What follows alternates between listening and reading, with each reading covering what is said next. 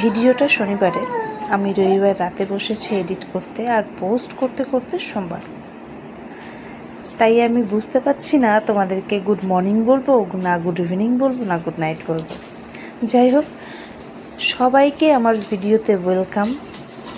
রোজকারের মতো আজকে আবারও আমি তোমাদের সাথে আমার একটা আধা আধুরা মিনি ব্লগ শেয়ার করতে চলে এলাম।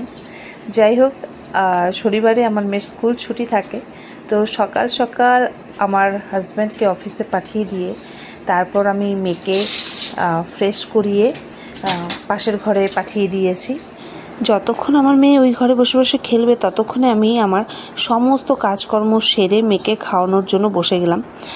মেয়েকে খেলতে দিয়েছি আটার একটা ডো দিয়ে, ও ওই দিয়ে রুটি বানাচ্ছে আর আমি ওকে বসে বসে গল্প করতে করতে খাওয়াচ্ছিলাম। আর এইদিকে আমার শাশুড়ি মা পুজোর সমস্ত আয়োজন একাই করে ফেলেছে। আজ বিপত্তারিণী পুজো ছিল, আমি আর আমার শাশুড়ি মা তো উপোস করেছিলাম, তো আমরা তিনজনে মিলে রেডি হয়ে চলে গেলাম মন্দিরে। প্রথমের দিকে আমার মেয়ে একটু শান্ত হয়ে বসলো, কিছুক্ষণ পরে এতটাই দুষ্টুমি করছিল যে আমি বাধ্য হয়ে মেয়েকে নিয়ে ঘরে ফিরে এলাম।